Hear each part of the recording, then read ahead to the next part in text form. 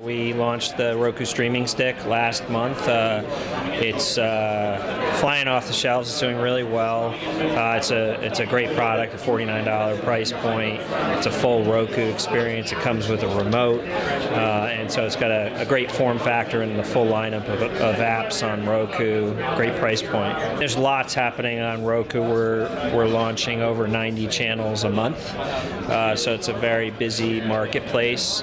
TV everywhere is definitely a very vibrant category for us. We're one of the first, if not the first, platform that TV everywhere that networks launch on when they go over the top. We were the first to launch Showtime, for example. We've got Disney ESPN apps, we've got the A&E networks, and a long pipeline of TV everywhere experiences coming.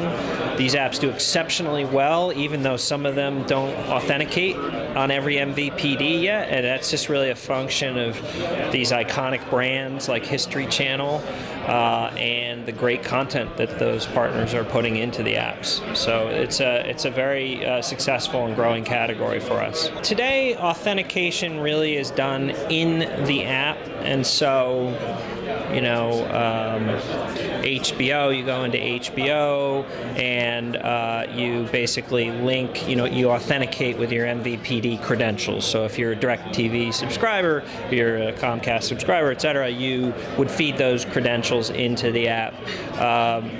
I think in general those experiences are relatively straightforward, but I think there's also a lot of innovation occurring in the business, looking at, well, how can we do better than that? How might a user authenticate once and have those credentials be used across a couple different apps? We're not quite there yet, I think, in terms of the readiness, both from a technical perspective as well as the relationships that the networks have with the MVPDs to really pull out all the stops, but we're getting there.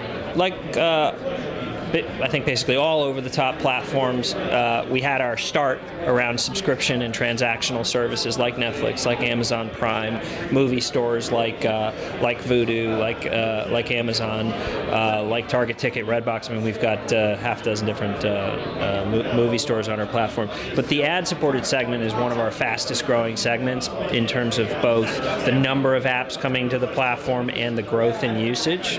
And it's a segment for us that we're spending a lot of time on, working with partners to help them be successful in those models. It starts at the top of the funnel with making sure that those apps are getting downloaded and driving traffic, driving hours of consumption, but we're also working with them in-app to help them find better ways of monetizing.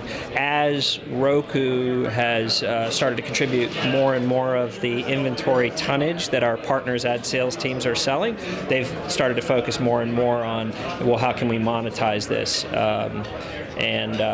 Whether that means better ad tech in terms of the ad serving and the targeting, or interactivity. There are a bunch of our partners like Crackle, for example, that are experimenting with interactive ad models where you go into an ad break and you don't just get a flat 30 that you sit through, but you can engage the ad and interact with it. It continues to be a competitive space. Roku is unique in being an independent.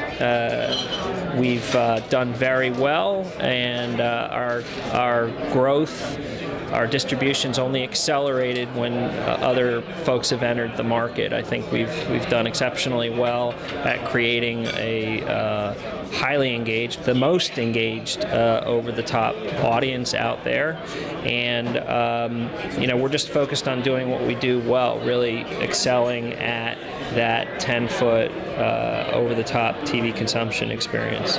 One of the things that I think has allowed Roku to be successful is really focusing on that value equation. How do you bring a great consumer experience at the right price point to a user?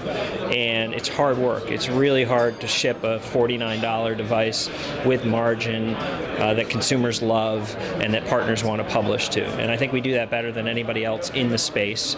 And part of the recipe for success there is making sure you don't abandon a user who bought a device a year or two ago. And that's hard. It takes discipline. discipline, and it's something we spent a lot of engineering cycles on, making sure that you still love your Roku 2, 3, 4 years later.